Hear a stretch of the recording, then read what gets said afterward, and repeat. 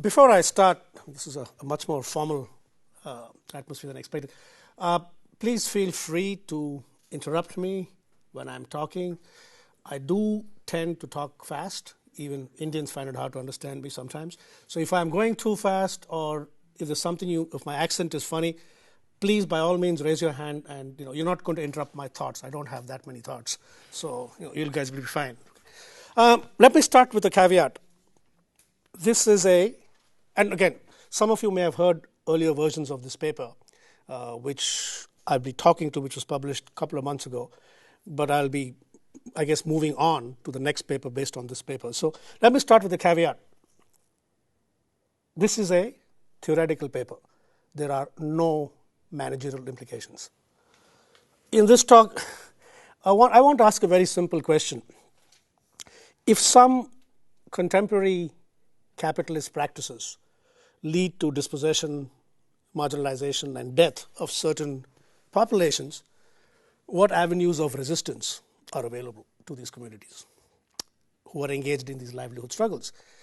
The answers, if there are indeed any answers, as tend to be the case for most simple questions, are quite complex, challenging, sometimes paradoxical, sometimes troublingly violent, perhaps even impossible sometimes. But I think not attempting to imagine other worlds is a greater failure of the imagination than accepting the fact that while the current system is not perfect, it works and can be fixed. I guess what I want to do in this talk is to show for whom the system works, who is being fixed, who is doing the fixing, and some of the consequences of this fixing.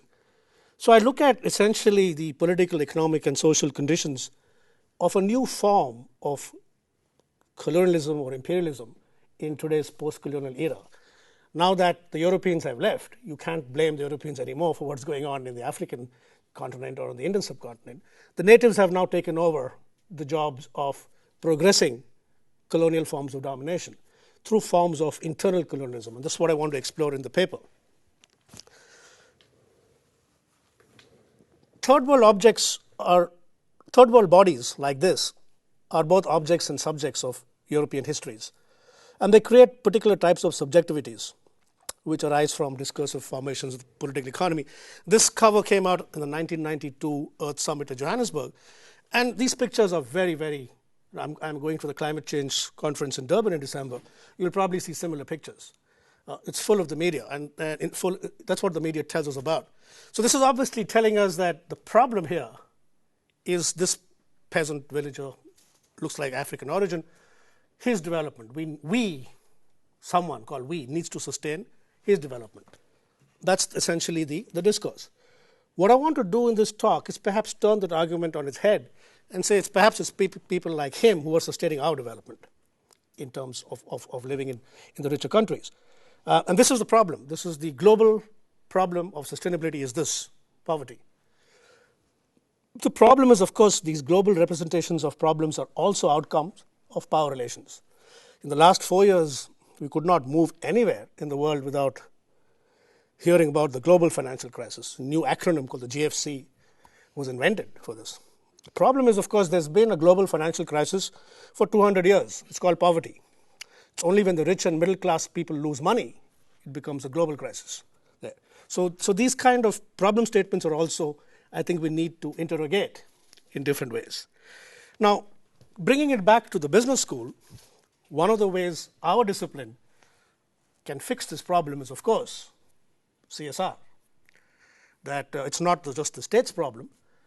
Markets, corporations have an important role to play in sustaining this person's development. And I want to take a critical look at the CSR literature to see how much we can push that to really address this. And what I found is quite troubling, that not only does CSR not address this, it perpetuates this and uses it as a weapon to deflect attention from what is going on. It sounds like a fairly dramatic pronouncement, but I hope to convince you with some of my arguments. All right, so let's look at, I'm not going to get into the CSR literature, I'm assuming people know about it. I want to focus on current emerging trends of CSR. There are concepts of corporate citizenship. This work done by very good friends of mine whom I'm extremely fond of, but whose work I routinely trash when it comes out. And they keep inviting me to trash them, so I don't know why. But this is the work of Andreas Scherer, where I was there yesterday, Dirk Matten, Guido Palazzo. They talk about political CSR.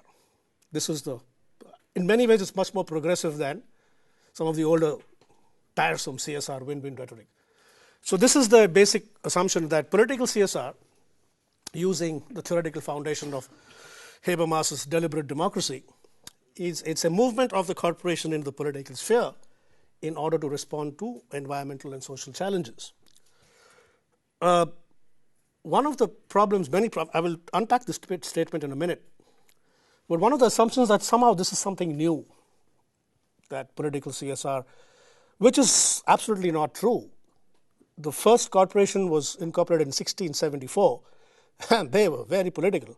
The first thing they did was bribe all the judges so that they could get laws passed in their favor. So if you look at the railroad barons of the 18th century, the textile barons, they were extremely political creatures there. Let's not forget, of course, the world's first multinational corporation, the East India Company, which essentially ruled half the world for 200 years as a corporation. Till its dying day, it was a corporation. It was an MNC. So it's not really a new concept there in terms of practice. But it seems to be reflected in reality. So I think Andreas and my friends, they're on the right track, because this is the descendant of Henry Ford, the CEO and chairman of the Ford Motor Company, who said 11 years ago that corporations should be and could be a major force for resolving environmental and social concerns in the 21st century. This is Kofi Annan, the former Secretary General, launching the Global Compact, where he claims there is a happy convergence between what shareholders want and what is best for millions of people the world over. Now, I don't know which millions Kofi is talking about. I can think about several billions who probably would not agree with that statement. But anyway, this is the official rhetoric of CSR. I, of course, take the other option. I'm approaching CSR. This is my take on CSR, political CSR, that I would argue this is an ideological movement designed to legitimize and consolidate the power of MNCs by deflecting attention from legislation, mandatory regulatory mechanisms, and by promoting a particular kind of voluntary approach. To give you an example of what I mean by this particular capture, I wrote a paper some years ago on how sustainability has been hijacked by corporations. And if you look at how sustainability emerged from the 1980s definition to where it is now, it's a perfect example of what I mean by legitimize and consolidate the power. Sustainable development as a concept, for those of you who remember, came up, the Brundtland definition in 87. So from 87 to 92, it was largely ignored. And then industry discovered this in 92 and governments later on. So sustainable development was the period between the 80s and 90s. Then it became sustainability, because development became a dirty word. And then we have another transformation in the late 90s. And let's just go through that and to illustrate an example of how this has been captured. The World Business, this is WBSC, the World Business Council of Sustainable Development, the most powerful lobby group in the world. This consists of the CEOs of all the Fortune 500 companies. They are there at every WTO meeting, at every WF forum. Most of them will be there at Durban at some point or the other. Most powerful lobby in the world today, lobby group. So they have embraced sustainability as one of the goals is to maintain entrepreneurial freedom through voluntary initiatives. This is not exactly subtle in many ways. Now, I have looked at many definitions of sustainability. I have not come across this approach before. Okay, this is one extreme case. This is the Dow Jones Sustainability Index, which they launched in 1999, which is still going. They define a sustainable corporation as one that aims at increasing long-term shareholder value by integrating economic, environmental, this is your classic triple bottom line, into its corporate business strategies. Now, as I said, sustainable development became sustainability, and now suddenly we've got a sustainable corporation. Why does a corporation in its current form have to be sustainable for the planet to be sustainable? Perhaps a corporation in its current form needs to be destroyed.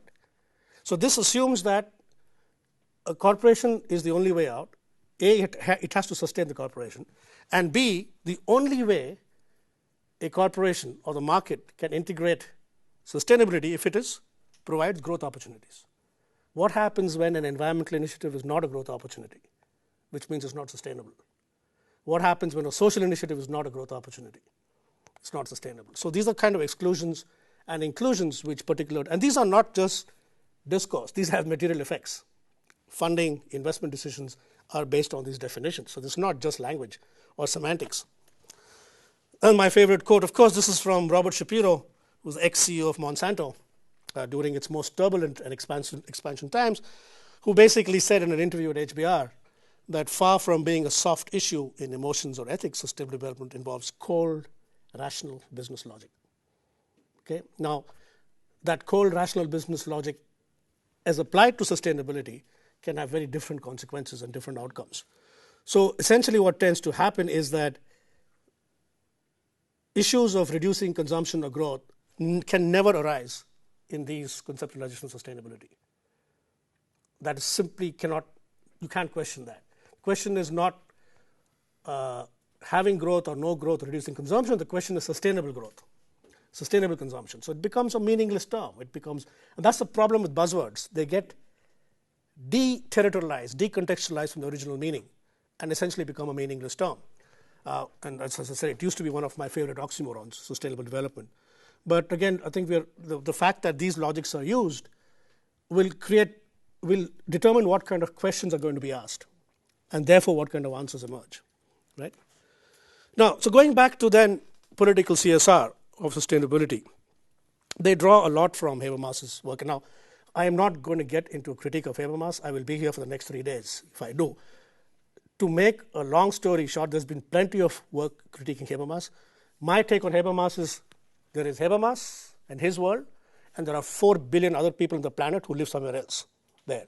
And I'll explain what I mean about this. He attempts to mediate between two models of democracy. Again, I'm not going to get too much into detail about political philosophy, although I draw a lot from it. The liberal and republican models of democracy. So this is the later Habermas. This is not his communicative action model. So he talks about the deliberate model where essentially market, state, and civil society interests are interacting with each other, not in a very formal way, but in a loosely related public spheres, which there is a system of rights. And he argues this could promote a more progressive form of a democratic state than the political party or the Republican parliament, than parliamentary democracy. This is his major argument. See, the problem is, of course, is that I look at this definition. If it's not a definition, I look at this. I see popular sovereignty. I see procedures. I see communicative power. I see loosely related plurality of public spheres, systems of rights, administrative power. I look at this and I say, where are the people in all of this? So you have these systems and these processes. I thought the whole thing was about people, about people, popular sovereignty. So popular sovereignty seems to be completely undermined by this fairly ponderous structural way of what he thinks democracy can work. Because the problem is, of course, can we have a dispersion of sovereignty but yet have a system of final authority? So the issue is, where is the authority to regulate all of this or to monitor all of this?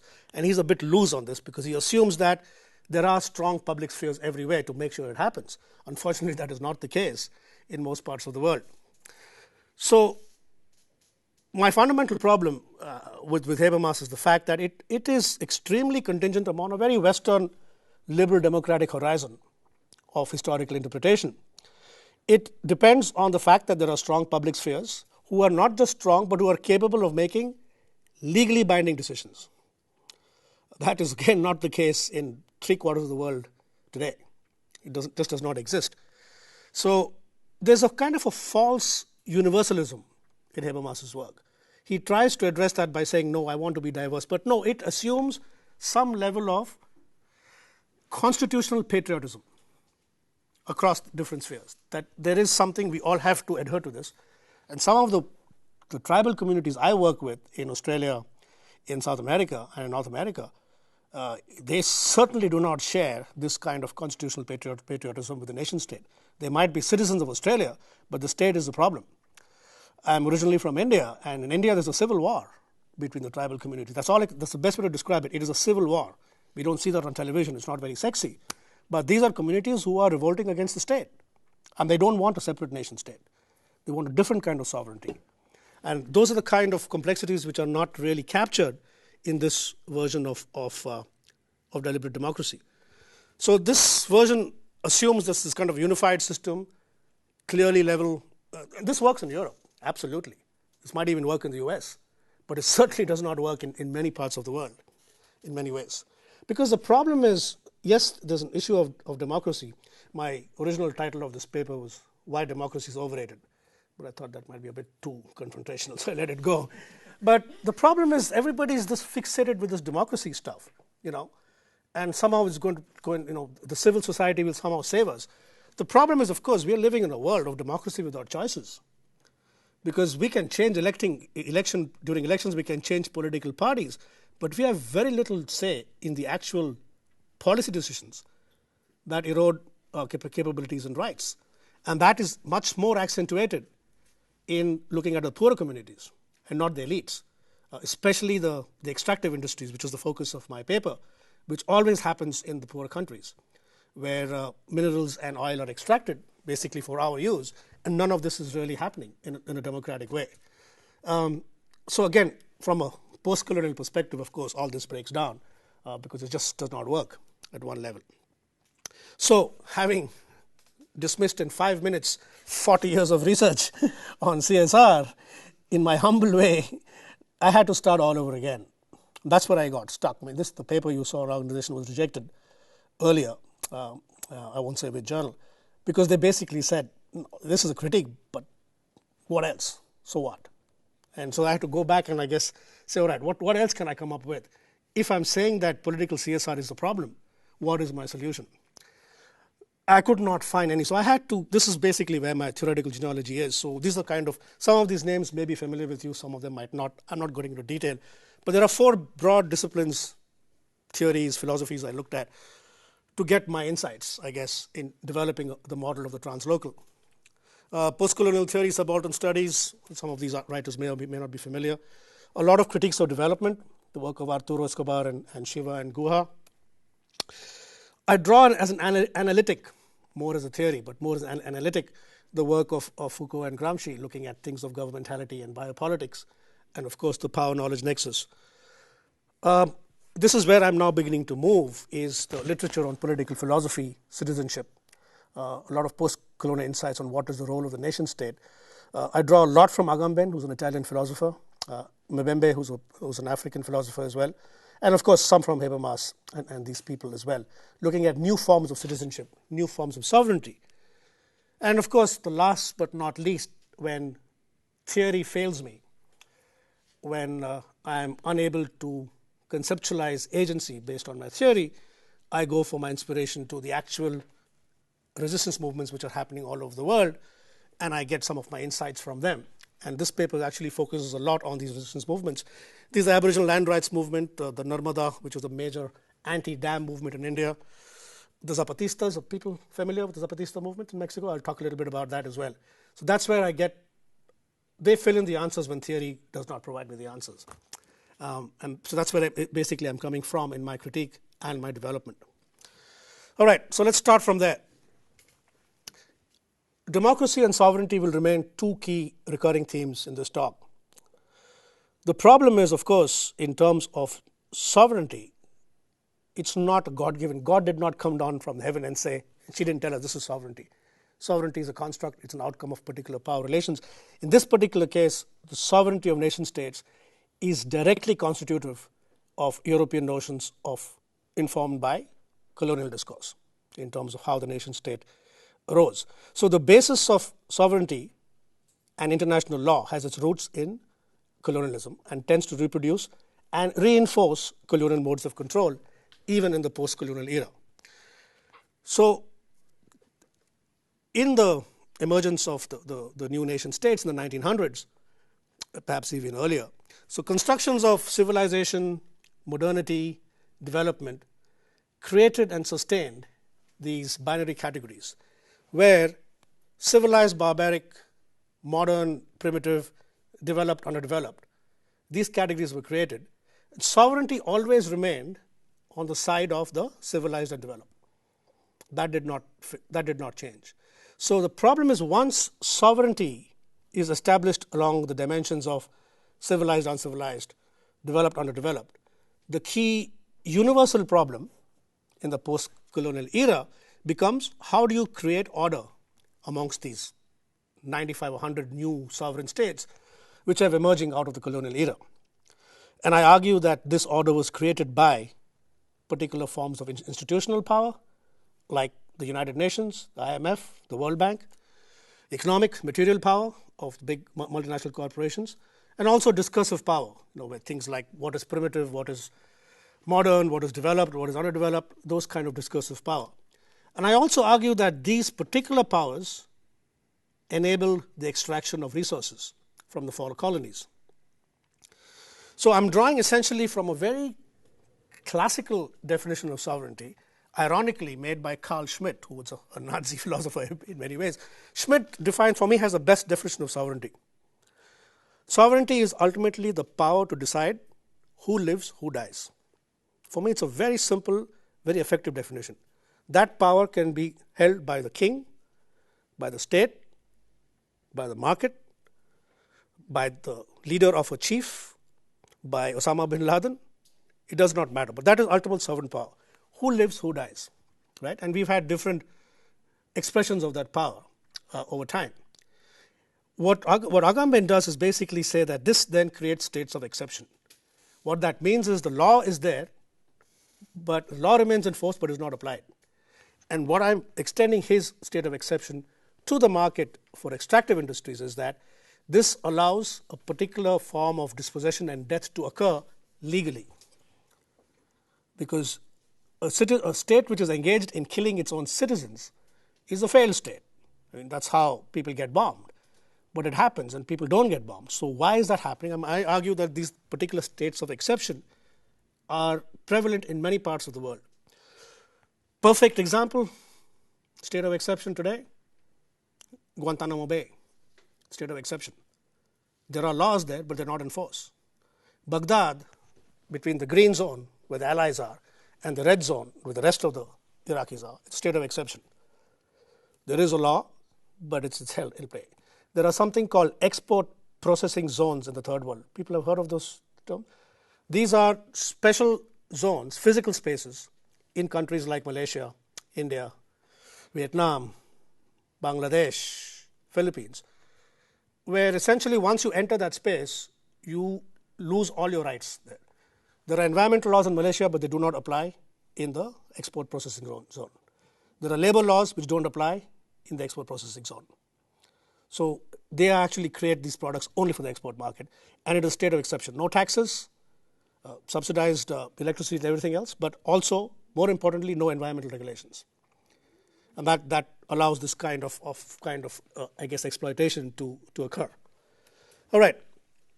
In the paper which Rilo referred to, I talked about this notion of necro-capitalism, which allows this to happen. The reason I'm bringing this up is I want to extend this into this particular talk. I define necro-capitalism as accumulation by dispossession, following Harvey's new imperialism approach. It's essentially modes of accumulation that involve dispossession, death, torture, suicide, slavery, and the general management of violence. The problem is, of course, this used to happen during colonial times. But in this new post-colonial era, the imperial formations are very different in the sense that imperialism has learned to manage things better, because now you've got the former colonies. They don't need to be governed, but they're doing their own kind of governance based on this. So in a world of imperialism without colonies, today we hardly don't have any colonies, markets, I argue, manage much of the imperial work. And when I say markets, I mean institutional markets as well, like the World Bank, like those kind of markets, as well as the meso and micro level markets. So the right to rule is often, sovereignty is justified by the right or the obligation to produce exchange value. So at the individual level, it has implications for our subjectivities as consumers.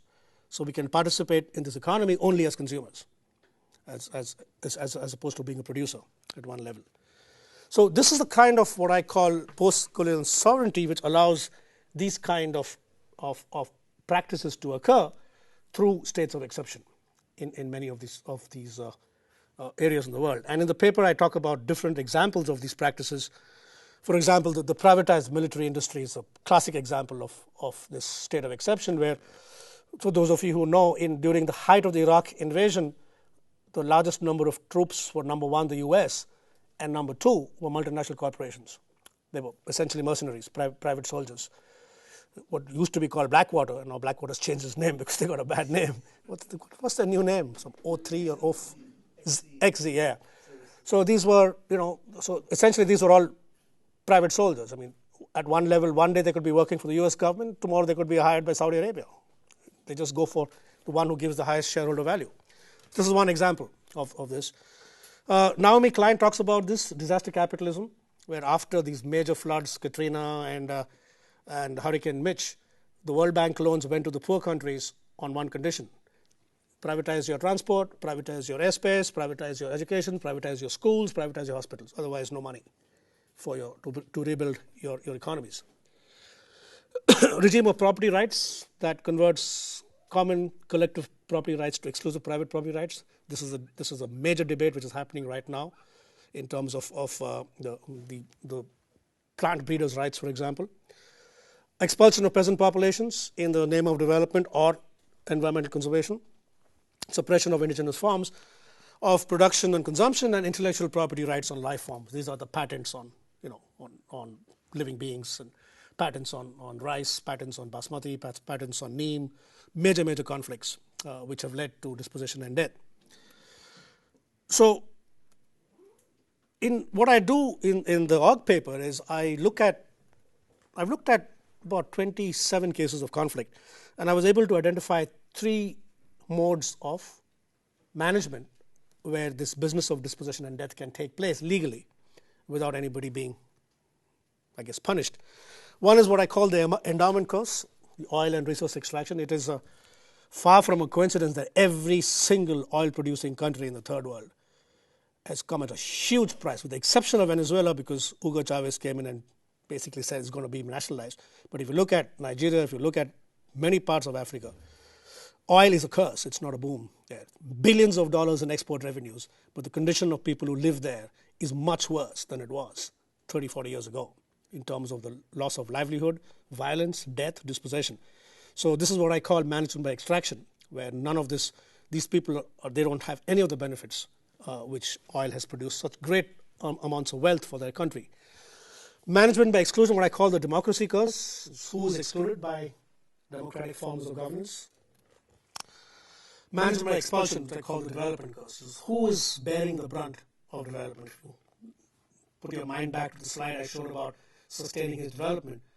Who is really benefiting from that, and who's being sustaining that development? So I did a very unscientific internet search, and I just typed out things like violent resistance, mining, gold, and I came across 25. This is completely random. 25 ongoing conflicts in the world today. I only had one criteria: they had to be violent, which means that either the state was killing their own citizens, or the market, because all these companies have their own private armies. BHP has their own army, Shell has their own army. So either by the corporates, the police, or the villagers, the rural communities were killing the state or the soldiers in self-defense, or to protect their own property. So it had to be violent, it had to be ongoing. And I came across these, and I'm putting this in alphabetical order. 25 countries. Now, it is no accident that all these countries are former colonies. It is also no accident that all the multinational companies involved in these conflicts are headquartered in London, Paris, Berlin, New York. Okay? What is for me the most interesting part is, except for China, Burma, Myanmar, is Laos democracy? No, Laos is a constitutional monarchy. Except these 3 countries, they're all democracies. So this is not happening in some fascist country. So which obviously begs the question, if these are happening in democratic countries, then what is happening to democracy when these citizens are being killed and dispossessed?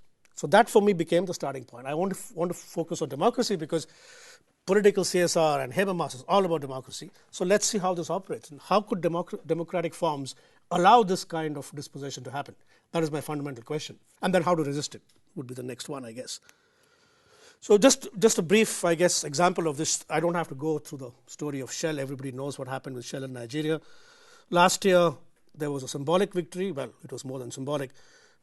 Shell decided not to fight the case in New York and settled with the Ogoni people $15.5 million, which is a tiny amount, but still represents a huge victory for a community of 70 people who took on the might of the Nigerian government, the might of the multinational corporation, and the might of the third sector as well, and won, essentially. But it's come at a huge price. Their livelihoods have gone. They can't fish in those waters anymore. They can't grow their stuff. And there's huge amounts of violence. But at least this was a major victory for a group of very small people who were fighting the market in the state. Now, this is what happened with Shell. It gets a lot more complex. This is not an evil company doing bad things. It's just not. I know many Shell people. I talk to them. This is a company which has, this is an oil company, right? They've built a school. They've built roads. They've built an airport. They've built a power supply. They've built a hospital. This is an oil company. Who does these things? The government's supposed to do all these things, right? The problem is, of course, you dig a bit deeper. There's a school, but there are no students and teachers because the Shell says that's the government's problem. There is a hospital building, but there's no water electricity connection because there's no doctors and no patients. So the issue is, how far can CSR really go? So as this manager said, so things are back to front here. The government is in the oil business. We are in local government. We are providing schools and education. That's not our job. This is an oil company. And in many of those countries, and I work in some very remote areas in Australia where the entire township is essentially built by the mining company. And in many cases, when the villagers have problems, they don't go to the government. They go to Shell, saying, my child is sick, please give me some money. And then more often than not, they give it. So it's not that kind of a evil, good, bad kind of issue. It's a lot more complex than that. And there was a particular case about 8 years ago when a villager, in complete desperation, kidnapped the child of a Shell operations manager, basically asking them to clean up and leave. And there was a huge kerfuffle about it, and the guy was arrested and put in jail. And the Shell's official rhetoric has been, we have done everything by the law. We pay you guys billions of dollars in royalties. See, in Nigeria, it's very strange. This is one company. Shell contributes 75% of Nigeria's export earnings. One company. 30% of GDP of Nigeria comes from Shell. This is not a country. I mean, this is not a company. This is a country there. So you can imagine the huge power that kind of investment would have. So the Shell's approach has always been, the reason you have poverty and violence in Nigeria is not because of oil, it's because your government is corrupt. So we are not responsible for the corruption in the government, which there is no doubt there is corruption in the government. Upon which the villager replied, then where is your responsibility? If you're not responsible for corruption, then is it your responsibility to take our resources? And that again is the conflict, is where those responsibilities begin and where do they end, especially for a corporation who's not in the business of providing schools and education and hospitals. They're an oil company, right?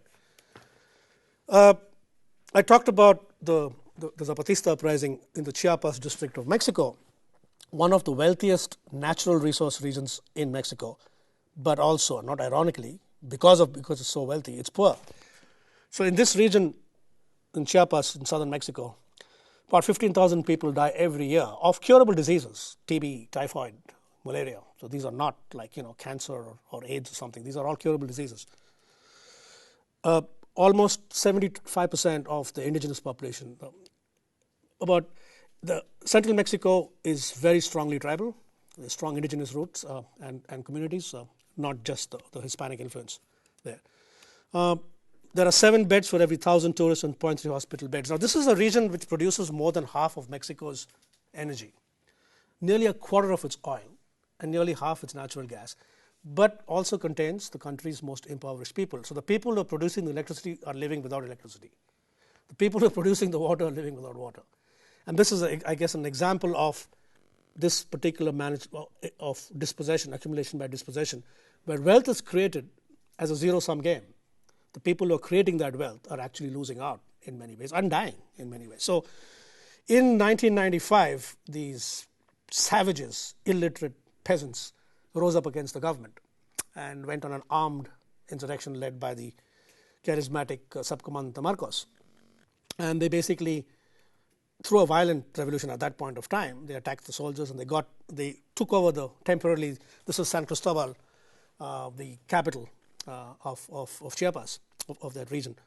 And they took over that state government for about 3 months. The Mexican government, of course, they sent in their whole army. There was major conflicts and went on and on and on. Still going on in many ways.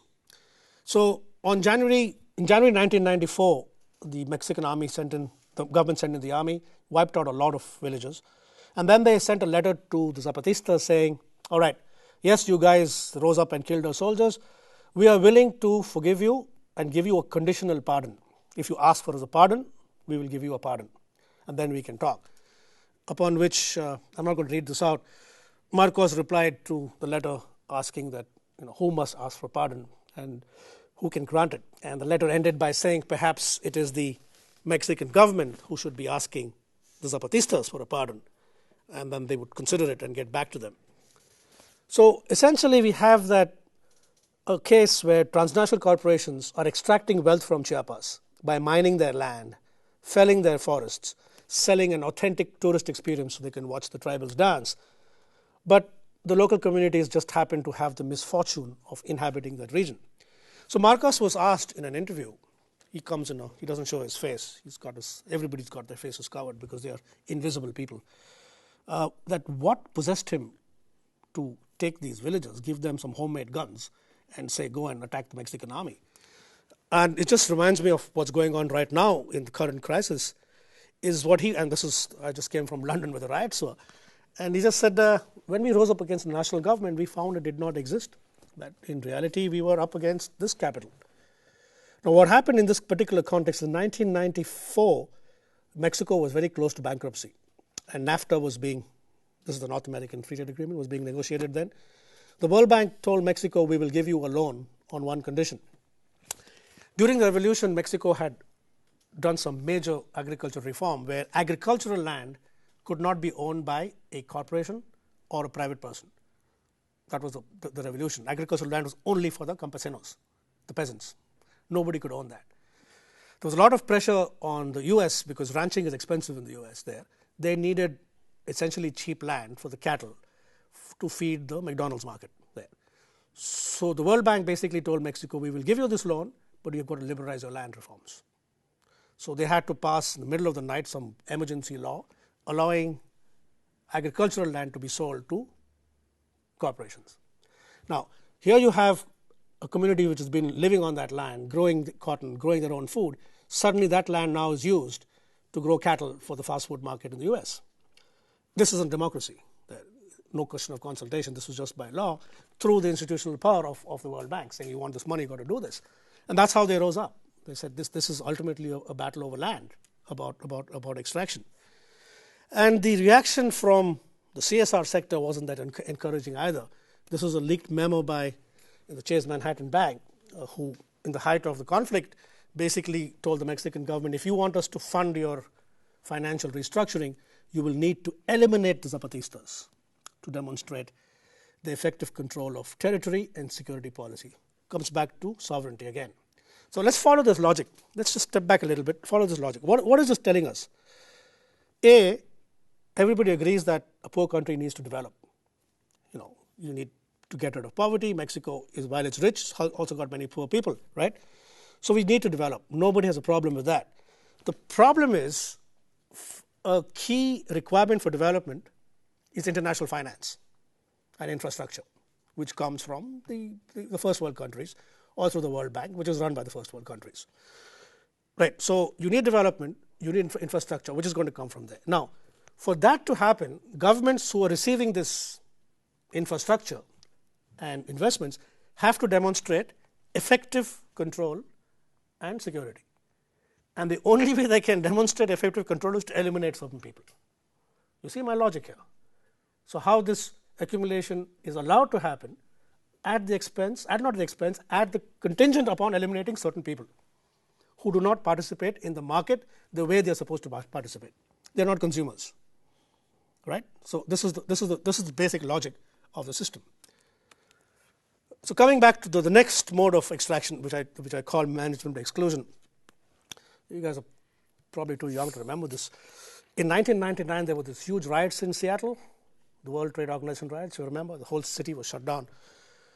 When the Kyoto Protocol on climate change, when that was being formulated in 2001, 2000, the organizers decided to be very inclusive. They didn't want this only us and them. So they came up with a global forest policy, because you grow trees, you plant trees, they absorb carbon dioxide, which is good. And they said, we want a global forest policy, but we want to be inclusive.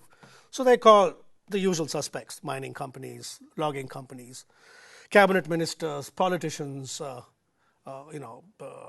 finance people. But this time they also called in the Greenies. They had Greenpeace, they've invited them, Friends of the Earth, community groups. All of them sat together, perfect example of deliberate democracy, to come up with a global forest policy.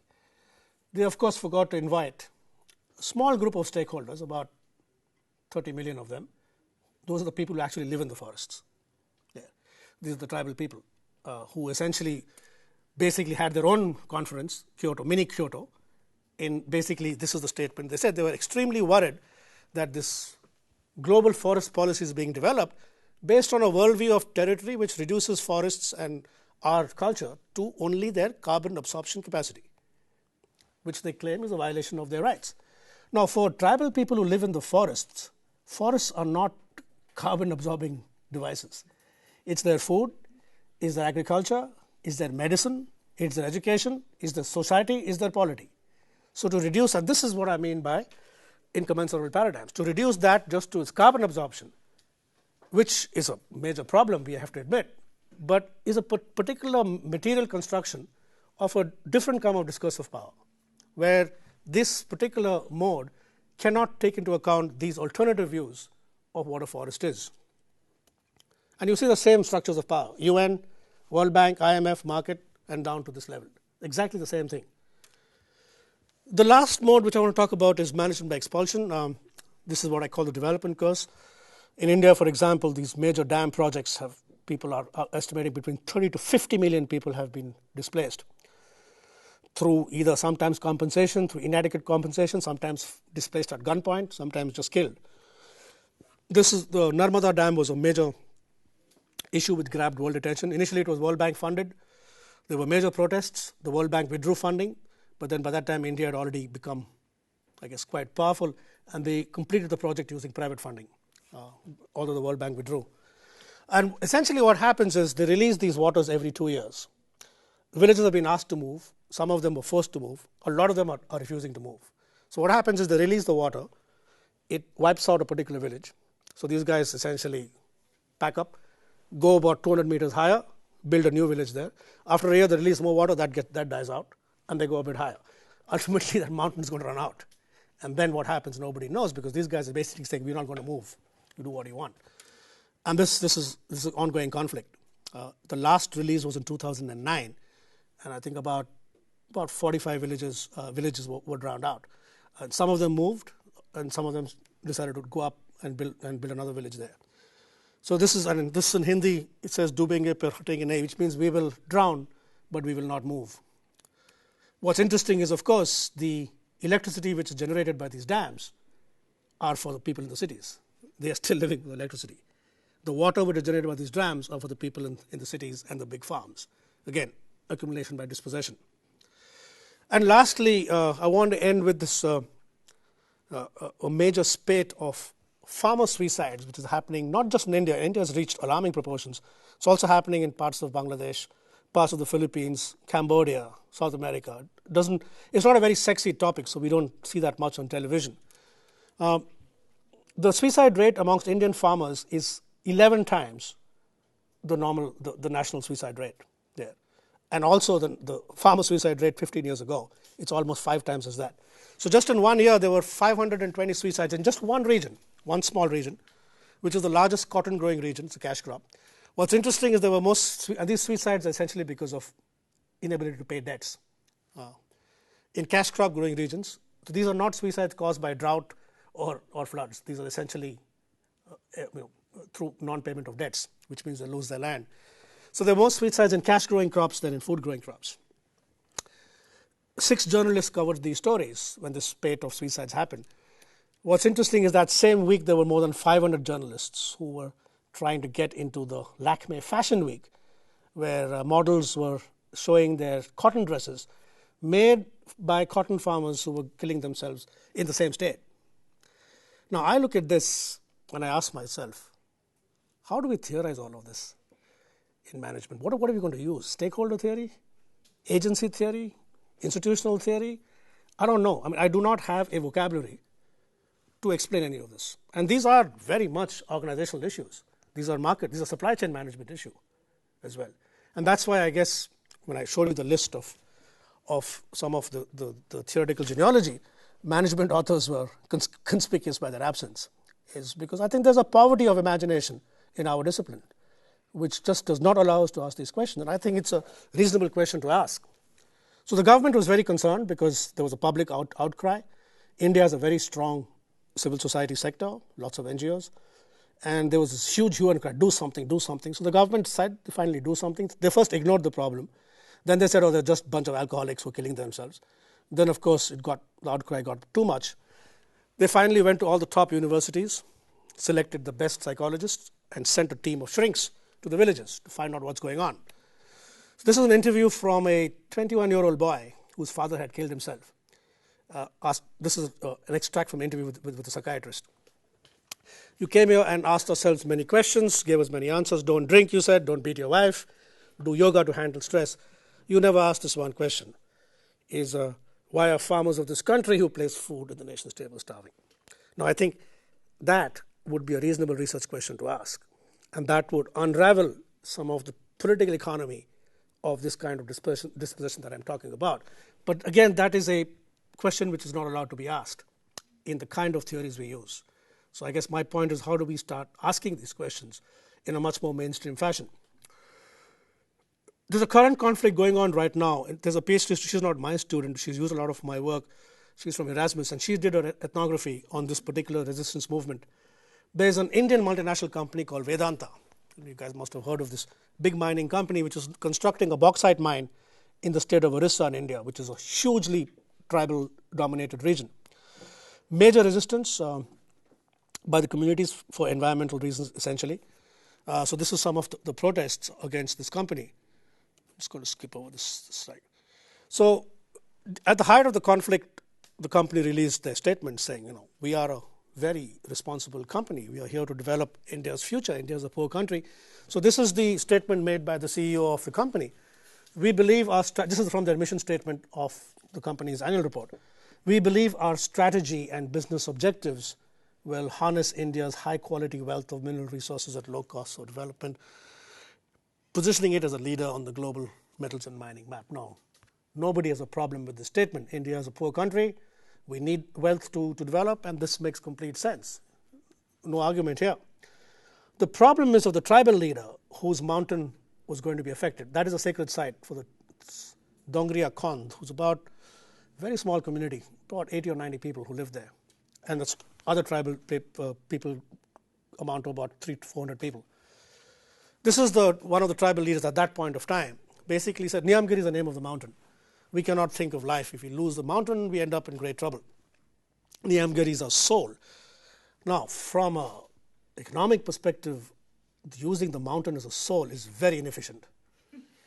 Bauxite is a lot more efficient. But the problem is, look at it this way. Nobody has an argument with the second guy's statement either, because they've been living there for 50,000 years, right?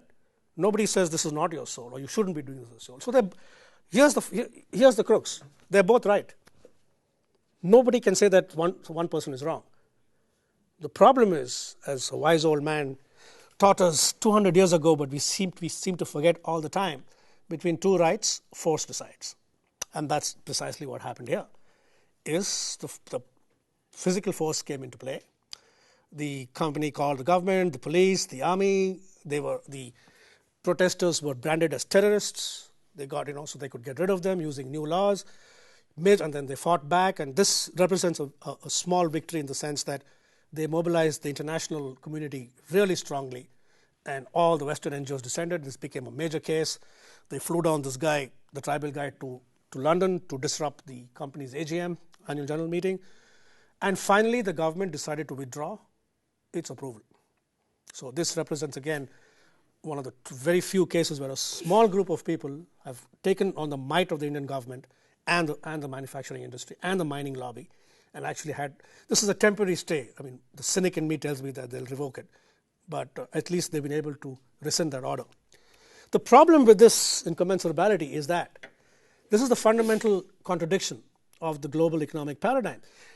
You can never have one universal metric to compare and exchange the real values of nature amongst different groups of people from different cultures. So the mountain as bauxite is a very acceptable measure of growth. The mountain as a soul and as a sacred site is also acceptable, but to a smaller group of people. So you can't have one universal metric will say bauxite is better than your soul, or vice versa. And that's why these incommensurability, when it's tried to be resolved, always is resolved on the side of the powerful in terms of who can mobilize more resources, which tends to be the state and the market anyway. So, and there have been a lot of these movements, as I said. So the issue is not about who's right or who's wrong. It's a question of who gets excluded from this decision-making process. So this company did an environmental impact statement, the social impact statement. They did everything by law. But those statements itself do not capture some of the very nuanced environmental and complex social issues facing those communities in there. Those statements are also instruments of domination. Getting an environmental impact statement done is also an outcome of particular power relation of framing the environment in a particular way. So in terms of, so I went through all these are not my interviews. Actually, one of them is from my interview. The rest are all public knowledge. So I went through these internet sites looking for quotes from these resistance movements, and the italics is mine. So in a very unscientific content analysis, what I found in all of these fights, these resistance movements, there's some common words, themes. Fight is common throughout. Death, life, allow, fight, die, court case, legal, that's sovereignty, belief. And from memory, just to now make the transition to what I mean by translocal. India, Mexico, Ecuador, Peru, Australia. Okay, different countries, but essentially the same story is emerging in terms of all extractive industries, all either oil, uranium, gold, silver, bauxite. All corporate sectors, all governments, the state plays a very key role. In most of these poor third world countries, you have to enter only through joint ventures, right? So the state actually owns half the company. So the state is very much a player, not just to protect the citizens, but also to extract this wealth. So this is what I mean by democracy without choices. These people are all living in democracies who are fighting this there. So essentially the choices have been taken away without consultation and without, in many cases, a reparation or assuming the reparation is a good thing. So then that moves back, and that's where I got stuck, and I guess this is where the paper stuck a bit as well, which I'm now moving on beyond the paper now, is ultimately the real question is about governance. And I know a lot of work which Marie Laurie has done on very good work on governance. And this is where I'm kind of struggling with in terms of how do we then, because this can't be answered by the state. The state-centric models are obsolete now. I'm not saying the state is dead. The state is extremely powerful. But the state-centric model of analysis is just not adequate. And we've got many private governance models. And the fundamental problem is, I think, any reconciliation between economic, environmental, and social is ultimately a political task. Because, what do I mean by political task? Because it involves structures and processes of power.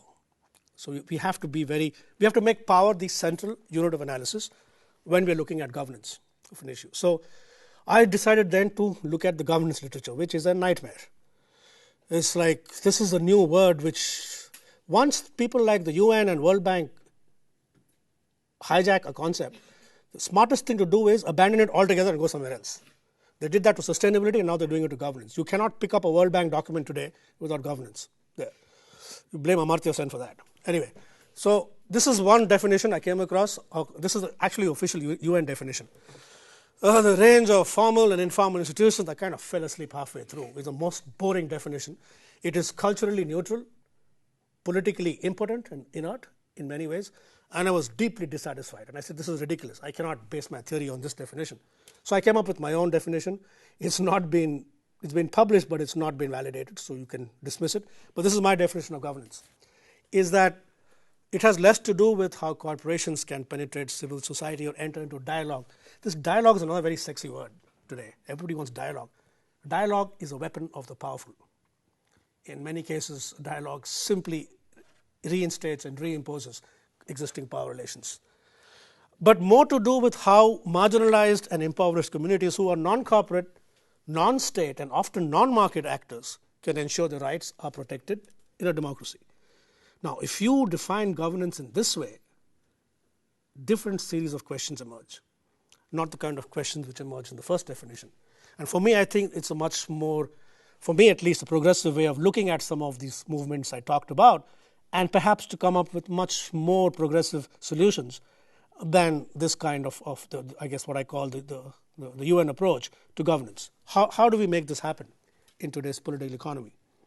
So coupled with a weak or non-existent civil society and a failure of the state, what options do people have who are fighting this? One of the insights I get is from a post-colonial historian called Prof. Banerjee, who had an extensive critique of Habermas and civil society. Civil society is also very sanitized, very, very European, very middle-class concept in there.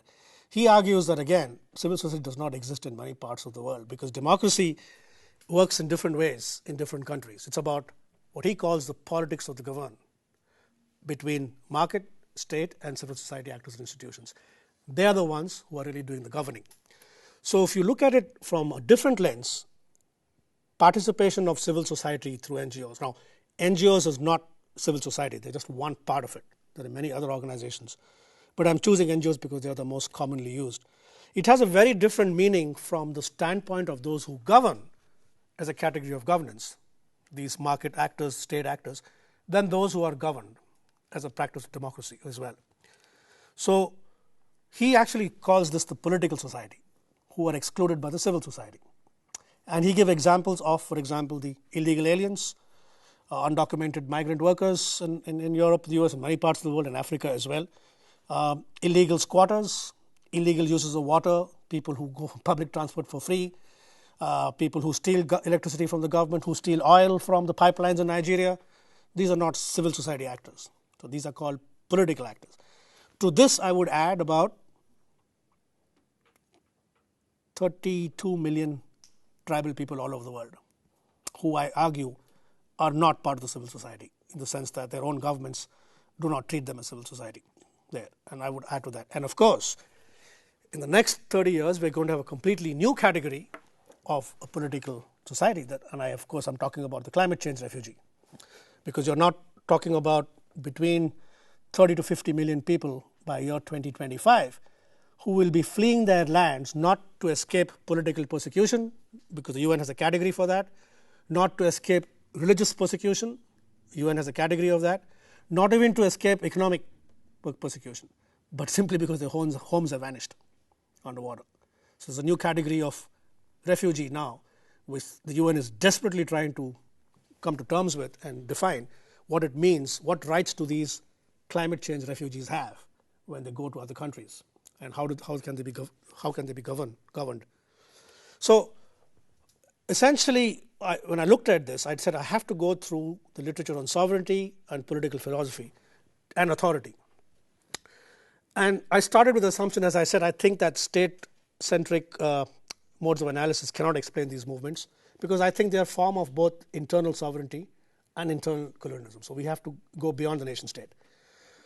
And I looked at these movements and I found some very curious paradoxical things emerging. In a globalized world today, we have multiculturalism, we have diversity, but we also have unified system of a state, the nation state. What I'm finding in these movements is the exact opposite, where identities are based on ethnicities, on very intensely local ecological nationalism. They don't want a separate nation state. They're not going to the UN and say, give me a nation state. They want to be left alone in that nation state, but make decisions on their livelihoods locally. This cannot be understood by a nation-state system of governance. Ultimately, it's about sovereignty there. So I'm finding that people are asserting their ethnic identities to lay claims over the land, which is quite a paradoxical departure from this huge, wonderful global world we live in, post-ethnic world. There's also what Iba Ang calls graduated sovereignties, that within a democratic nation, you've got different levels of sovereignty. I live in Australia, and Aboriginal Australia has a very different level of sovereignty. They are citizens, but it's very different. And the same thing which goes for many of these undocumented or migrant workers in many parts of the world, where in one particular country you have different levels of sovereignty there, of what you can assert. And that division is not very well theorized as to how does this happen. So in the tribal case I gave you in India, it's very much a difference of sovereignty, where the tribal people are saying this land does not belong to the nation state of India. That's what the UN might say, but this is our land. We don't have any ownership, we have no papers. It's not individual property, it's common property. How do you then legislate common property becomes the fundamental issue, right? And that's when I looked at these different stories and I said, if I cannot explain this through international relations, I cannot explain this through globalization, I can't even explain this through localization, because I was finding these similar themes, I came across this particular term. I did not invent this term, but a couple of people who lay claim to this, they use it very differently. Appadurai, for example, he looks like the translocal of migrating communities. So there's a Chinatown in Paris, there's a Little India somewhere else. Those are diasporic communities who essentially form their own communities in different locations. Mine is the opposite. My translocal is intensely rooted in a location. It's a space-time, and I'll just try and explain that a bit. So basically I'm arguing that we have to conceive the inconceivable, that an extension of the democratic beyond the nation state sovereignty, beyond citizenship. And this, I argue, are an outcome of certain configurations of political regimes of state, market, and civil society actors with multi-level power, multi-layered citizenship. And the real challenge then is, how do these political societies, these so-called illegal political societies, how do they leverage the legitimacy and authority of transnational civil society to protect their rights? That then becomes a governance challenge. Because it's important to remember that civil society, I hate the word civil society, but I have no other word to use it, so I'm using that with a lot of caveats, that they have permanent interests. And I'll tell you what I mean by the problem I have with the civil society, especially the Hemamasian formulation. Because there is a particular tension between local forms of democratic legitimacy and the universalism which is demanded of a global political culture. So the mining conflict in the mountain is a very local form of democratic legitimacy, which is paradoxical to what we call India's national sovereignty. So the United Nations cannot come and say, oh, those tribal people, you've got to take care of them. India says none of your business. We are a nation state. They are fighting a civil war. It's our problem, right? So it does not explain this kind of attention. And what I would argue is that the civility is part of the problem, that any kind of counter-hegemonic potential is lost, because the civility is dictated by the very corporate actors that see that these movements are a part of the problem. So they define what level of civility and participation means. So you can enter into dialogue, but those dialogues are under very uneven power conditions there. So this notion of civility actually tends to detract from actual space of dialogue. And again, this is my fundamental problem, is that global civil society are essentially Eurocentric. Like I said, this notion of democracy. Is Greenpeace a democracy? It's a civil society actor. It's not a democracy. Greenpeace is a multinational corporation, essentially, right? Is the church a democracy? Is the university a democracy? Why are we so fixated that just because you have civil society, you're going to have democratic processes is completely a flawed assumption. Because those institutions are not democracy. The World Bank is not a democracy. The IMF is not a democracy. And neither are the NGOs. They're all accountable to their funders anyway. So it does not represent a democratization of the international domain, which is what Habermas's theory is all about. I'm saying no, it does not. In many cases, it has the opposite effect. So just very quickly in how I describe translocal is that they are distributed across nation states. The translocal is not an outcome. It is constantly emerging, right? It is the way to theorize this, to visualize this as a node, because it has different networks coming in. So you have different configurations of market, state, and civil society actors. And I argue that they have the power and ability to change the local spaces from which they emerge. And some of the examples I gave you of these resistance movements, they did exactly that. It was a local movement which became global, then went back to being local, using those kind of networks, and changed some of the spaces which they arose from. It's very complex, and the same story which is happening in Orissa is happening in Guatemala, in Argentina, in Canada, in Finland, which is the only European indigenous tribe left, called the Sami, in Scandinavia. The exact same story is being played out in very different translocal contexts, not international contexts. So I'm arguing that this can actually create new spaces of agency, which can overcome the constraints by the United Nations, nation-state kind of international relations there. So they are, and unlike conventional governance frameworks like state governments, which are vertical, they're horizontal and lateral. They have multivalent, which means they can be either positive or negative. They have multi-level forms of governance. The other major differences, there are private actors. It's not just the state. There are corporations, NGOs are private actors, right? There are community groups, there are individual activists. There are a lot of private actors in the system of governance. It's not politicians, parliamentarians, and ministers. It's CEOs, it's vice presidents, it's, as I said, the Greenpeace activist, the local community leader. There are all these private actors in there. And it is transposed very interestingly, what I call by juxtaposed temporalities. Remember that quote I had about the mountain as a soul and the mountain as bauxite? That's a perfect example of two different space-times. In the context of India's development and progress, the space-time of bauxite, mining, wealth follows a particular logic. In the context of the indigenous cosmology, the mountain as a soul has a very different space-time. And they are both juxtaposed. They are both coexisting at the same time. It's not like those tribals have vanished. They're living there. They're living their own space-time, which is very different from the modern Indian nation space-time. And translocal spaces, I find, have these kind of juxtaposed temporalities. And not that one wins or loses. They just seem to coexist in conflict a lot of the times as well. So this is a process, and it's a never-ending process. I want to end by, trying to, there are some people, I'm a much more textual person, I can't visualize. There are some people who are much better at visualizing, so this might perhaps help me to get your feedback in terms of how this is looking. I want to end by looking at some current conflicts in South America. Again, moving it from, I've gone through 4 continents already. In the last 4 years, there have been major conflicts in Peru, Ecuador, in Brazil, and the Amazon, because the governments have opened up rainforests and resources to oil drilling, logging, and mining. 72% of Peru's rainforests have been opened up for oil and gas exploration. No consultation with the tribal people, major conflicts. And again, that's the same old story, and lots of resistance again. After a particularly bloody conflict where the army massacred 37 unarmed tribal people in Peru, Alan Garcia had this to say. He was blaming the West, basically, saying all these greenies want to protect the Amazon and they're not worried about poverty. So 40,000 natives, it's a large population of tribal people only in that region, do not have the right to tell 28 million Peruvians not to come to the lands. It's the classic example of local sovereignty. The tribal said, you come in here, we will kill you. The mining guys send a contractor, they killed him. They send the police, they killed the police. Then they send in the army, and then the village was massacred. The next village came and said, you come in, we will kill you. Essentially, that's where it's at, even today. So there is a conspiracy aimed at stopping us from using our natural resources. This is the best part. Who stands to benefit? We know who. I'm assuming he means the West, whatever that means. But for me, the reason I put this quote up is the last sentence. That has actually inspired me to write this paper and to go on to my next project.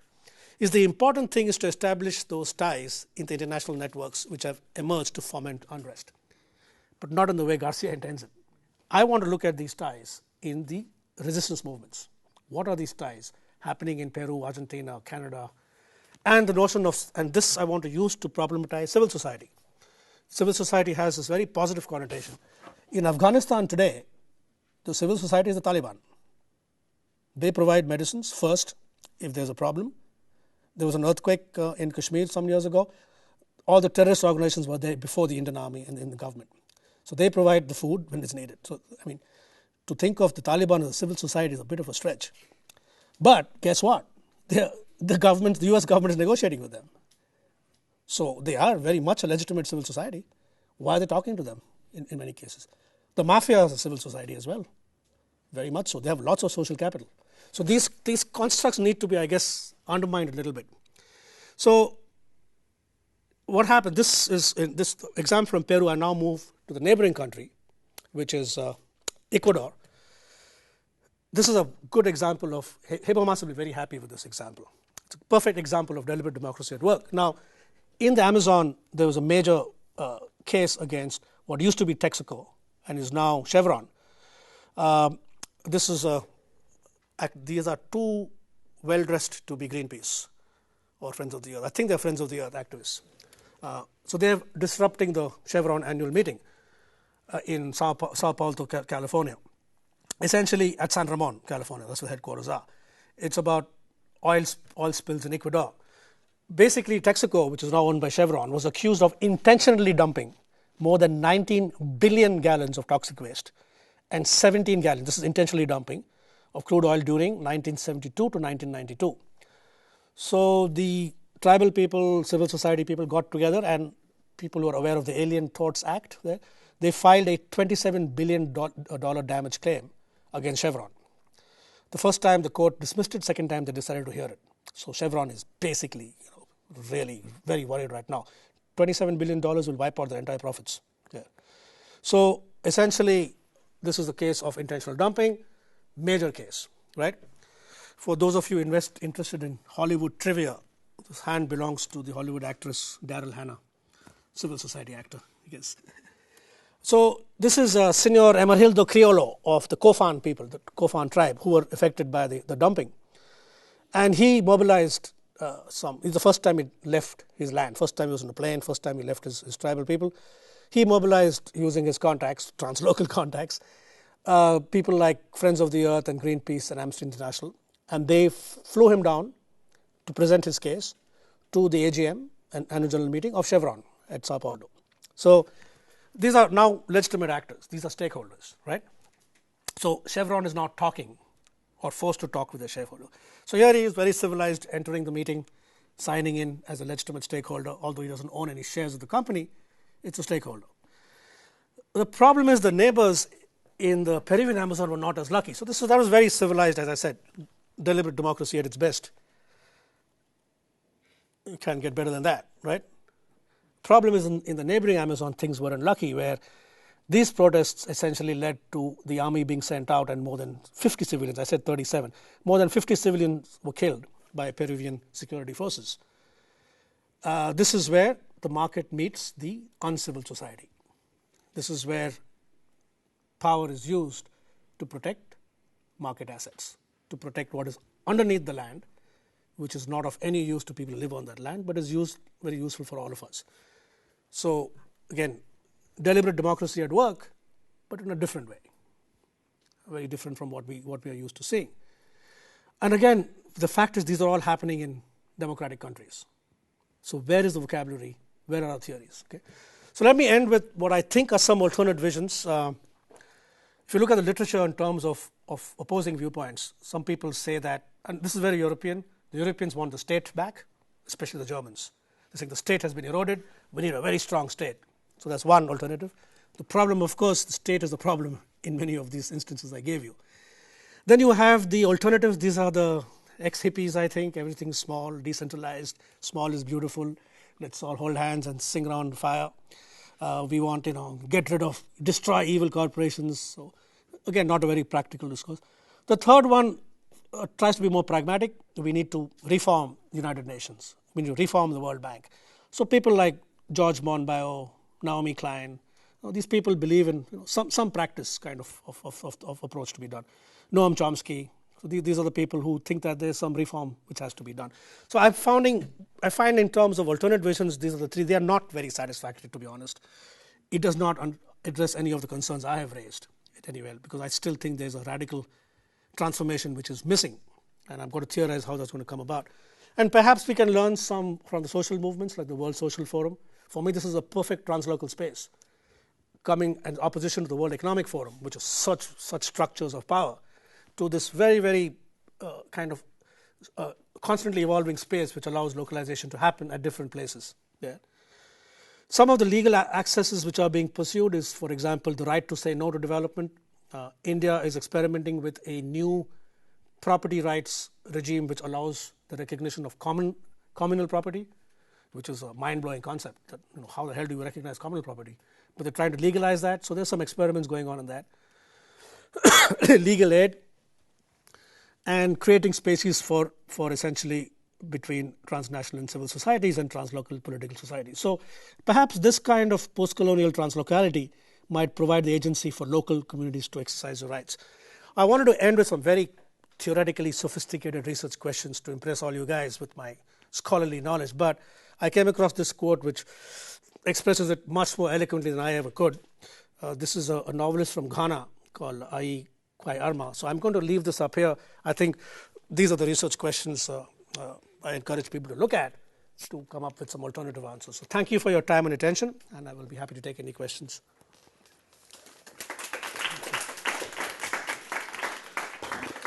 So for the questions, we need to talk in the microphone.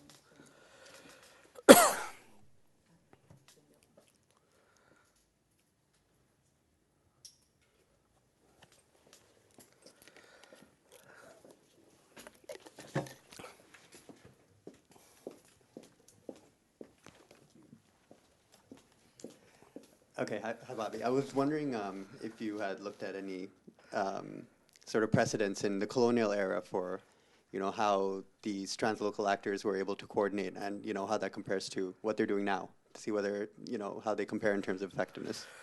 No, but the answer to that is very simple in the sense that in the colonial era, the resistance was anti-colonial, very much so. There, so the mobilization of resources was very much in terms of getting a new nation state. What's interesting is, again, but those are also elitist stories. So there seems to be a universally accepted myth that India got its independence through non-violence and Gandhi, which is complete bullshit. India got its independence by killing British soldiers for 200 years. But that wasn't a sexy story there. So there was a lot of peasant rebellion against the British, which was completely undocumented because they were an elite. But a lot of that was focused on issues of nationalism at that level. So this is where I agree with Habermas. The few places I do agree with him. This is what he calls the post-national constellation.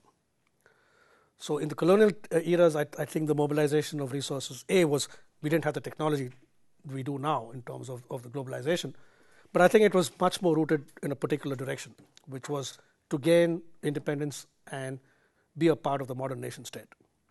Slightly different from this kind of struggles I was talking about. Can I follow up on that, actually? If I follow up on that, and if I understand Joel's question, I think that the question is really, I understand the differences of the type of resistance that you would have in that context, but could we actually find forms of translocality even in that period, in a sense that you would have, especially for countries that would be under the same colonial regime? Yeah, would you find links? I'm trying to think. I think we would find perhaps not translocality, because I think translocalism is a very modern concept arising out of globalization. It's a particular form of globalization. I think what you would probably find is more forms of internationalization. The fact that Martin Luther King used Gandhi's discourse to use that for the civil rights movement, which had nothing to do with colonial, well, it had to do with colonialism, but very different. So civil rights in the US was drawn from Gandhi's struggle against the British there, and Mandela in South Africa. So I don't think they were as much translocal as much they were international, or perhaps even regional in that way. And the same thing if you look at all the, whether it's Castro in Latin America, the South American revolutionaries. So that was very much a nationalist, post-colonial kind of zeal, which I think doesn't have the kind of nuances of what I'm talking about now. And the industrial development was very different 60, 70 years ago in those countries. India was just an agrarian country those 50, 70 years ago. So I think the geopolitics is very different. I think the material conditions are very different. So you probably find more international or regional, perhaps transnational, rather than the translocal. This is my understanding of it. So.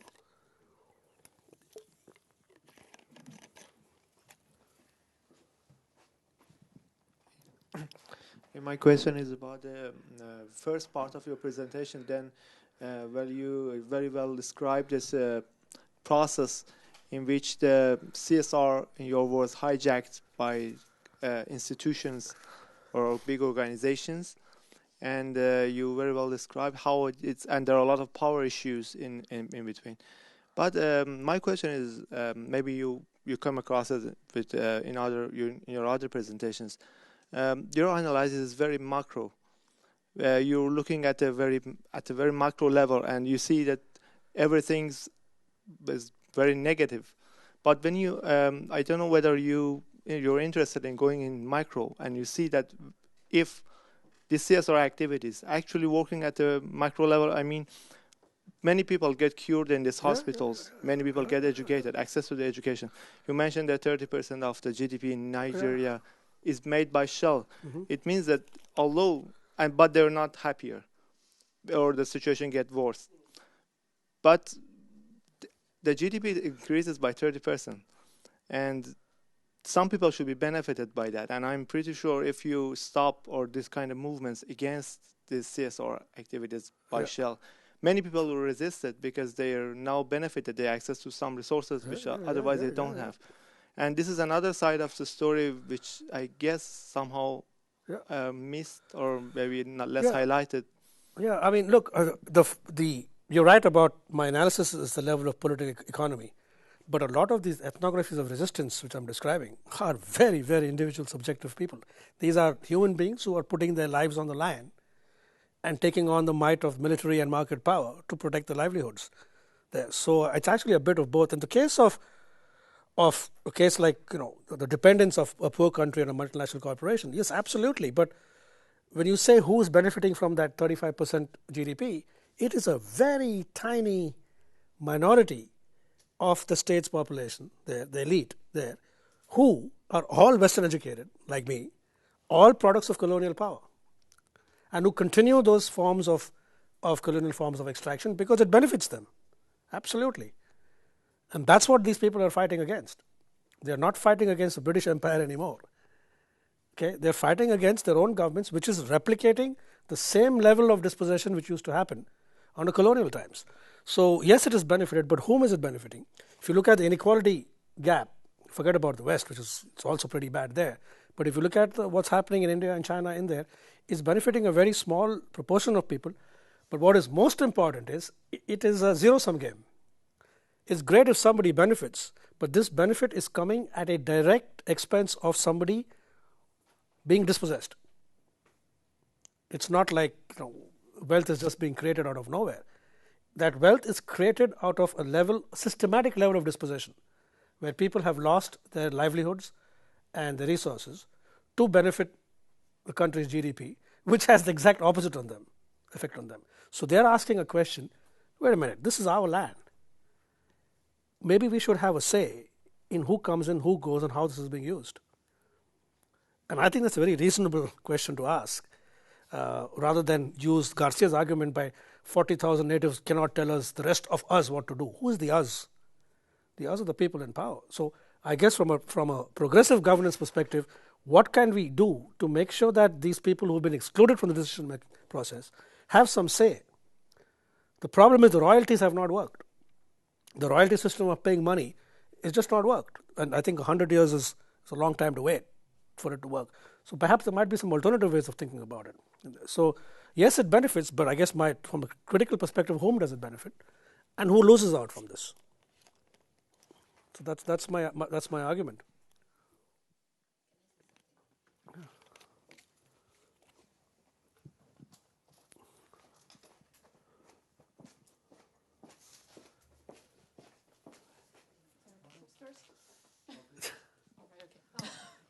I have a very... It's on. Yeah. It's a very impressive question to ask. To me, I sit here and I listen to it. You talk about political economy, but it's a moral economy that you're talking about.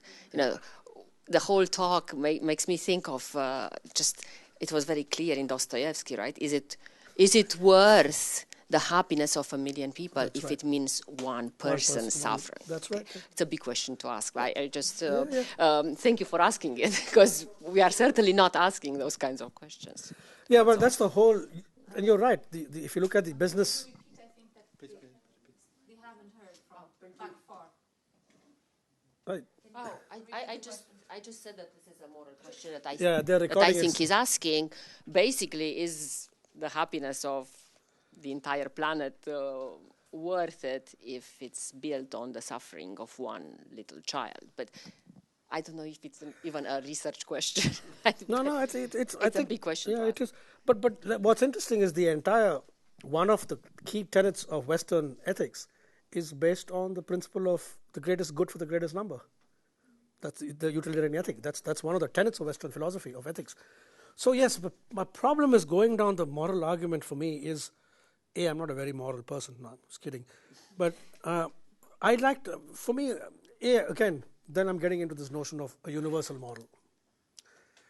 Universal human rights, those kind of issues, which are also very problematic at some level. So for me, I guess it's more interesting, and you're right, of course these are moral questions. I'm not getting away from the fact that these are moral questions, but I guess for me the more interesting part is in how do we legalize or institutionalize this kind of morality.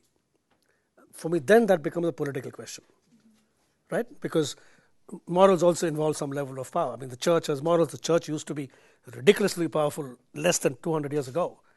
They taught us everything we know in terms of the knowledge. They used to control the universities, right? So yeah, it is very much a moral issue. But for me, the more interesting challenge is, as I said, how does this then become an expression of power in the material economy you're living in?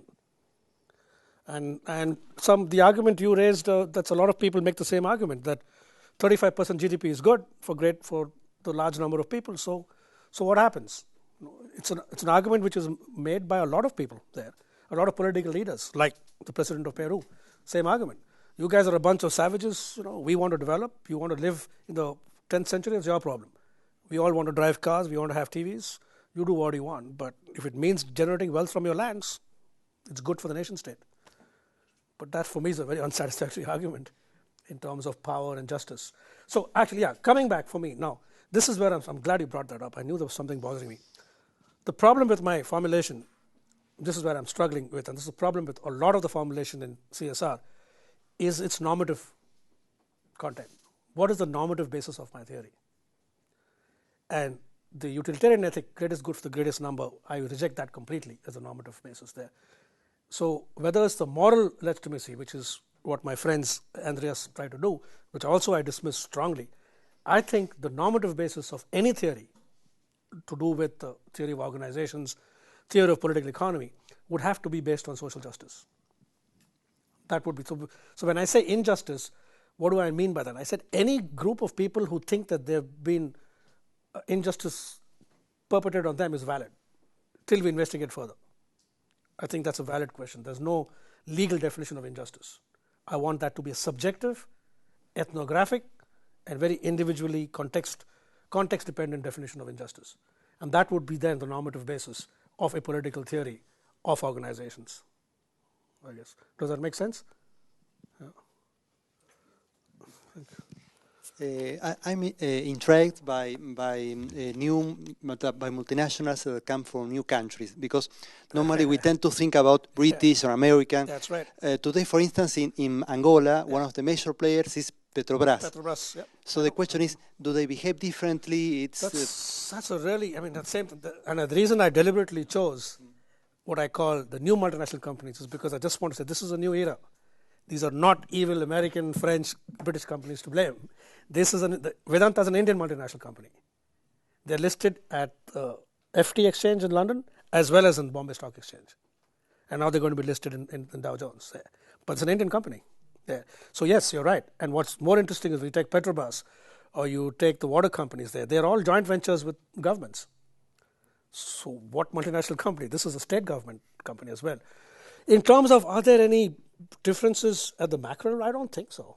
It's a neoliberal economy. It's about accumulation. So whether you're accumulating for increasing shareholder value or you're accumulating to increase taxes and government revenue, it's still accumulation. And it's capitalist forms of accumulation, even in China. China is a capitalist country. It's state-run capitalism. It's not a communist country. It's state-run capital. If you go to Shanghai and you think this is communism, You think you're on a different planet. Shanghai is more New York than New York.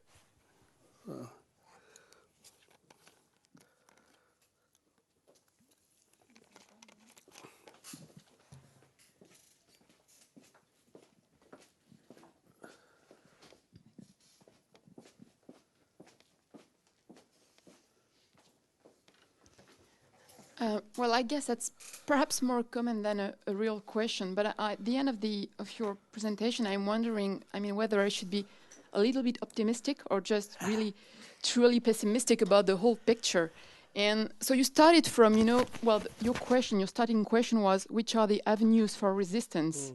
And at the end of the talk, if we kind of look at what the possibilities are, there seem to be that on the one hand, there is like resisting in front of soldiers. So sitting on the land and saying, I'm staying here and I'm dying if you want to push me away. That's one thing.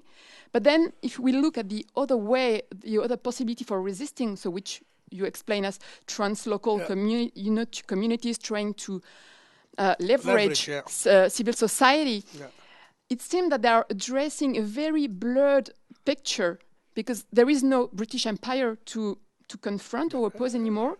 And so you've got those perhaps not that weak, but nation states which aren't that clearly defined. You've got those many organizations which aren't, which. So there is that kind of softening of the picture, which makes it extremely difficult for people to. So I am wondering, whether this. I mean, what's your feeling about it? Are you being pessimistic at looking at the picture, at this new picture, and what kind of? I don't know whether we should be wanting for a sort of institutionalized. You see the word I can't. Right, thank you. Of the resistance. So. Yeah, no, I'm very suspicious of. One of the reasons management scholars were absent from this, especially I did look at institutional theory. The last thing I want to do is institutionalized resistance. That's the worst thing you can do, because the best way to manage resistance is to allow it to happen and to manage the process. So I think institutionalization poses huge problems simply because, and this is a fundamental problem I have with many aspects of institutional theory, their analysis of the sophistication of power is very, very weak. Power is almost treated as an endogenous variable by institutional theorists. They recognize power and they just leave it. So their political economy sophistication is very, very crude. And that's why and that's my starting point. So, which is why I would actually strongly say no. Is resistance being institutionalized? I think resistance with a small r can never be institutionalized. It's not a normative thing. Should not be is not the issue. Can never be. There are always going to be issues. Also, this one thing I forgot to mention. I don't want to give the impression I'm glorifying the local. If I've done that, I've made a mistake. There's local transformations can be as oppressive as current systems we live by. The real issue is then in the new oppressive system, are there mechanisms, apparatus for people to voice their concerns? So I'm not just saying the local is somehow the answer to everything else. Absolutely not. Local systems, of whether it's indigenous or not, they're patriarchal, they're paternalistic, they're also caste-driven, ethnicity-driven. But the issue is, can those concerns be articulated? Or can disposition continue to happen, what's happening now? So to talk about, if you want, the positive spin of it, I think there are people who are learning lessons really quickly. I think resistance movements, the example I gave you about this guy from Ecuador, he found out because somebody in Cochabamba in Bolivia had done the same thing. And they said, all right, fine. And then that guy put him in touch with Friends of the Earth people. Friends of the people saw, oh my God, here's a nice cause. He's a nice savage, he looks handsome. Let's get him on the world press and everybody will fall for it. And that's exactly what they did. They just took him there, they put him as a face. This is the tribal leader, you're killing them. And suddenly the Western, consumer society said, oh no, we've got to protect the Amazon. That kind of stuff. So that was a classic case.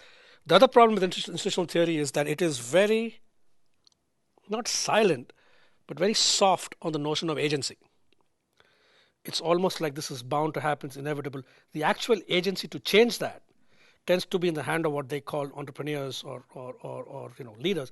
But these examples I gave you, there's these extremely so-called oppressed societies there seems to be a level of agency which we are not able to theorize. So these people are not just victims, they are smart. They know exactly when to use the Western NGOs.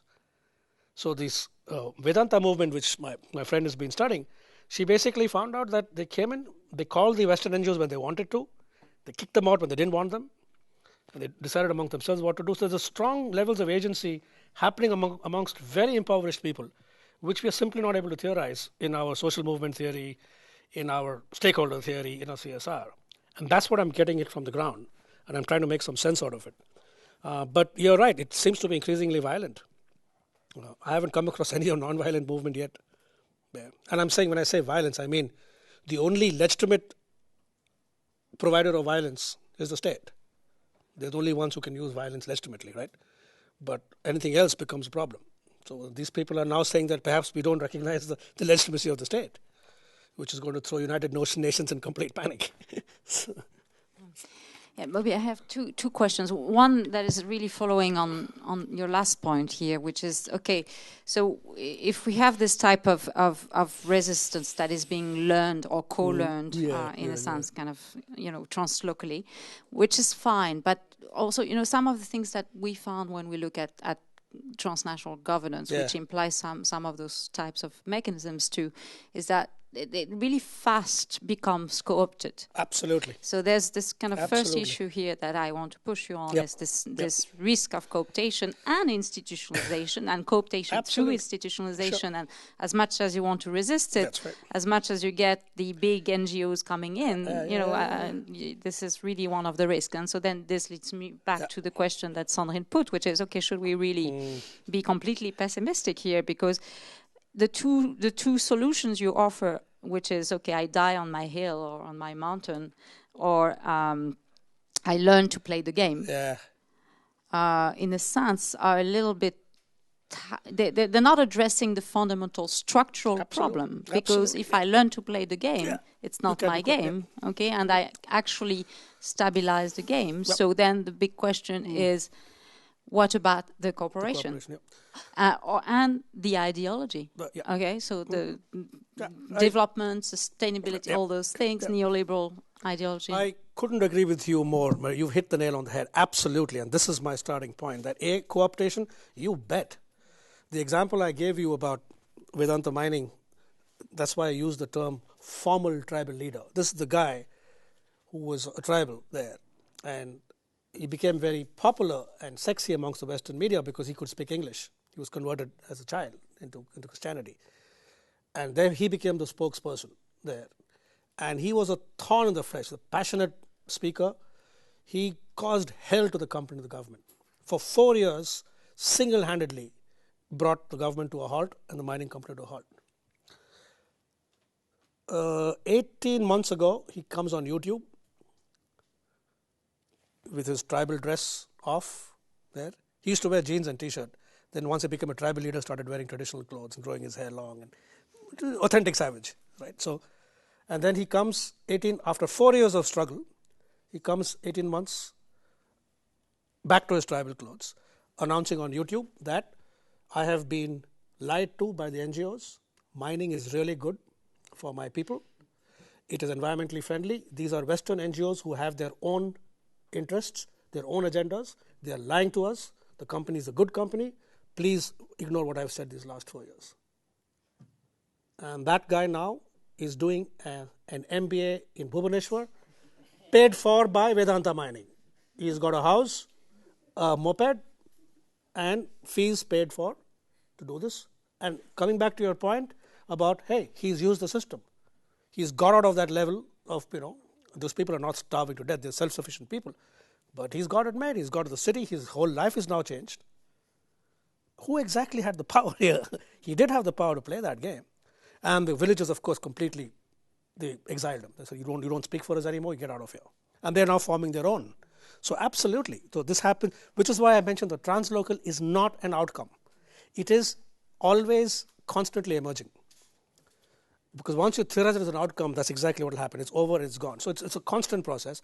And one needs to be vigilant of this all the time. this cooperation process in there. So yes, we learn to play the game, but there's an ideology involved. So for me, I think the most interesting question about this mining case, I wish it was my own. It's such a great line, but I don't want to filch it because she's a friend of mine. There's an Indian novelist called Arundhati Roy. You guys have heard of her? Yeah. So when she was doing this case, she came up with, I think, the perfect research question.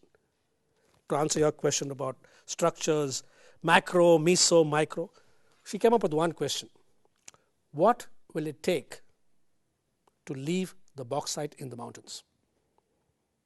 Okay? What has to change politically, economically, socially, culturally, individually, spiritually, morally? What needs to be changed to leave the bauxite in the mountains? I'm using that as my starting question for the next paper. Is that because there are political institutions which need to change, and that's the thing. The issue is not about, this is another word which really bothers me. This is another bloody World Bank word, social inclusion. Social inclusion is bullshit. Social inclusion means that somebody is doing the including. It privileges certain people. The problem is not social inclusion. The problem is coexistence. That's what will allow the bauxite in the mountains to exist. How do these two worldviews exist at the same time, at the same place? And when there's conflict, one does not always subsume the other. That's the governance which cannot be happening in a transnational way, because that's the ideology anyway of the nation state. Perhaps we need to start thinking of these local forms, translocal forms of governance, which goes back to sovereignty. Ultimately, it's property rights. As simple as that. It's back to simple question of property rights, if you want to use the rights discourse. Okay, we can take one or two more questions. And then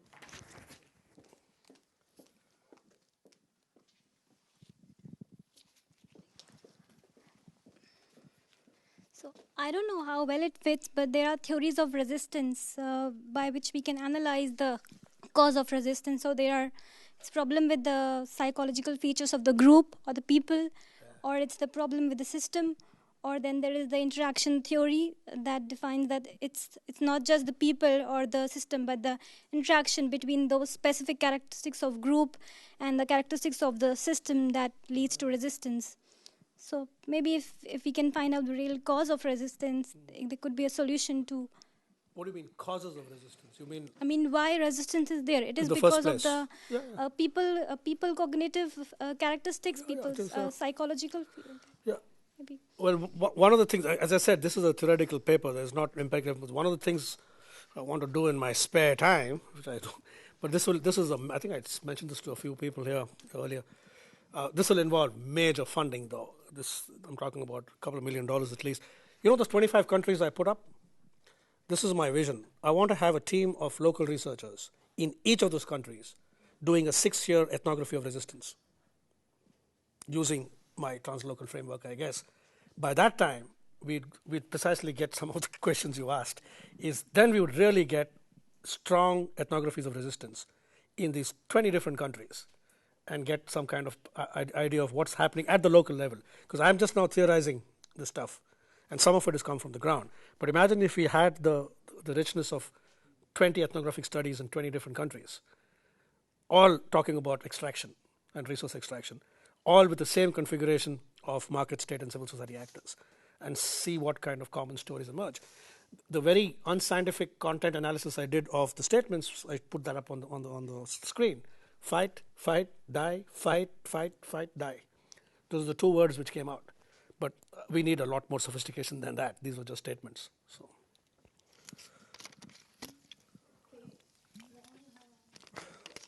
final question. Well, actually, really, I enjoyed a lot your presentation. I think it's radically refreshing. I'd like to ask you maybe the same questions as many previous ones, but maybe on the following way. There is a sentence I like a lot from a philosopher who was a Russian, but worked in France, Alexandre Kojève, and he used to say, Marx finally was wrong because initially he was right. And what he was mentioning is, as Marx was right and published what he was publishing and thinking, capitalists understood he was right and decided to make people, poor people, able to buy their products. So they gave them money, I mean Fordism, they made them able to buy what they were producing themselves. They enriched them the minimum for them not to make revolution. Well, in some countries, actually, revolution occurred, and Marx was wrong radically. But my question would be now, can't we think that Marx is becoming right again because he was wrong a moment? Aren't we entering a new period where we will have a very new situation where Marx will again be right? This would be one question. And the way to put it another way would be, what is your interpretation of our common presence here in this business school? I'd like to have your sentiment on this. Thanks a lot. And really, thanks again for presentation. I understand the first question. The second question you'd have to explain to me a bit more. I actually think this might sound heretic. I think Marx was wrong in the sense that I don't think there's going to be a revolution. I think there's going to be thousands of small revolutions, not all of which will be televised or Twitter or Facebook in there. There's this common myth, and I spent a couple of days with an Egyptian activist who was part of Tahrir Square, and she gets really pissed off. She said, people think that this was a spontaneous thing through Facebook. We've been planning this for 17 years. But the West people, they suddenly think, they just got together and said, let's overthrow Mubarak. This is coming for 17 years with careful planning. It's not through Facebook or Twitter. It would have happened regardless there. Anyway, having said that, but no, I think there would be many small revolutions there, and I'm seeing that happen everywhere. I don't think there will be a grand revolution in terms of the class structures where the way it was defined by Marx, considering that I live in an economy, I'm pretty sure the same thing is in France, I don't know the stats, where more people own shares than belong to unions. So it kind of reconfigures the working class and the capitalist class in much more post-structural ways. Where I draw from Marx is I guess, yes, in many ways what I describe as necrocapitalism is a reconstituted theory of his primitive accumulation. There. Only thing in those days you didn't send, in those days you send down 5-year-old girls and boys into mines or into textiles. We don't do that anymore, except in those poor countries. We just move them somewhere else. But only thing I guess I added to that was this new political economy in there. So that's where I guess I would agree in terms of the accumulation means. But in terms of the solution, no, I honestly don't think that. I think we are in a post-revolutionary era. Actually, I was not talking about the solution, but the problem. Yeah, the problem, I think, I would have a lot in common with some of his formulations of that, especially in the accumulation. Your second question, I'm sorry, also, you'll need to explain a bit more. How do I interpret your presence here? Much more simply, what are we doing now here? On your point of view? Is this local resistance? I don't know. I don't want to be self-indulgent. I mean, it's a constant source of amazement to my American colleagues and friends. How come they haven't been fired already? I'm in a business school as well, so don't forget that. But I don't really know. I mean, do I make a difference? Absolutely not. But 7 people in the world have read my book. So, or 10 have pretended to or lied to. So, no, I'm an academic. I'm not an activist. I don't write for practitioners. I don't write for governments. I don't write for activists. I write for you guys. I write for academics. Now, yes, people have used my work and it goes somewhere else. That's fine. And, the stuff I do will end up in a textbook 10 years later. That's great. But that's not my primary audience. And perhaps I need to move. Perhaps I need to get away from here if I really want to make a difference. But I'm not really sure. I mean, I think, in terms of, as I said, what drives me is that I'm very suspicious of answers. I was telling somebody this afternoon, we are living in the information age. We've got too many answers. What I really want to do is perhaps ask the right questions, because I think questions are more important. And once you set that, you do have the potential of opening up a new space for thinking, a new space for investigation in a very mainstream field like ours, which is business. So you and I are the complete outliers and exceptions to what happens in the academy. But I also am a member of the academy.